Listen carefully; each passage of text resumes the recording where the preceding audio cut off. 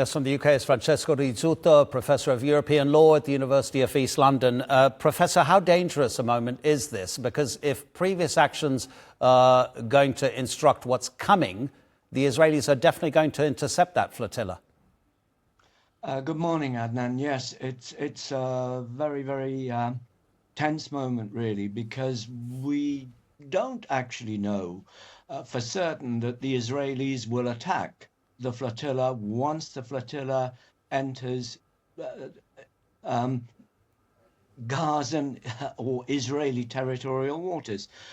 Then, of course, the Italians will have to decide how to respond. Will they protect Italian citizens? And obviously the Spaniards are also now sending a ship, but the Italians are much closer. Will the Italians actually protect the flotilla, or will they allow the Israelis to attack the flotilla and then just save whoever they can save in the water? So, if you like, this is a game of poker, really. Who's going to blink first? Are the Israelis really going to be foolish enough to attack the flotilla and risk the Italians retaliating? I'm not sure that would be very wise of Israel, though, as we've discovered, Israel seems to be a law unto itself, supported by Mr. Trump. Pedro Sanchez, the Spanish Prime Minister, has previously been to the Rafah border crossing to express his support for the people of Gaza. He's placing a complete arms embargo on Israel as well. He's really one of the most forceful European leaders to stand up for Palestine. But we can't say the same about Giorgia Meloni, Italy's Prime Minister. This is a slight disconnect here, Professor, because the Italians seem to be still very much on the side of Donald Trump and Benjamin Netanyahu. They're not recognizing the state of Palestine, but here they are sending ships to protect this flotilla. I think the Prime Minister Meloni is caught between a rock and a hard place. She clearly does not want to displease Mr. Trump.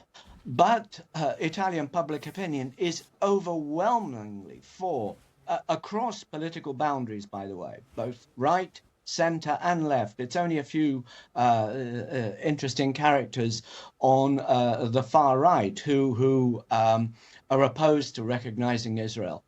So Meloni is caught between a rock and a hard place, as I say. Her domestic opinion is basically for the recognition of Palestine. And her domestic opinion is for the Italian Navy to intervene to protect Italian citizens. Now, Meloni, of course, has had to be dragged kicking and screaming to say, OK, we'll recognize Palestine as long as they release the hostages and as long as Hamas has got nothing to do with this. Now, that's one heck of a shift over the last few months for her. But she clearly doesn't want to displease Trump. But in the end, Trump doesn't elect Mrs. Meloni. There are elections coming up in Italy. And I think she risks something if she goes in the face of public opinion, not just in the face of the opposition, because the opposition has clearly reacted in Italy, and she's used that as a way of claiming that they're playing politics and this is completely foolish, foolhardy, and so on.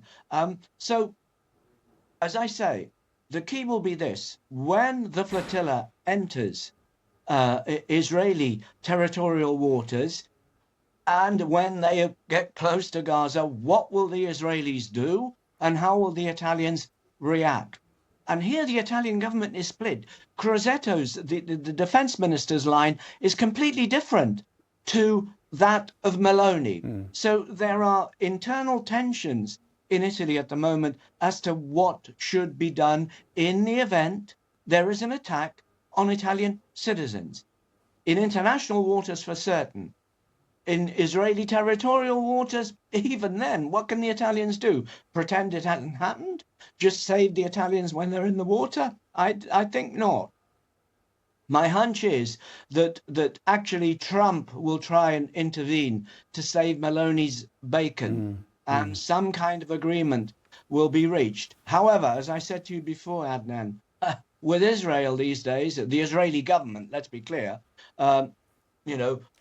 it's difficult to be clear as to whether they take orders from anybody other than just the support of Mr. Trump.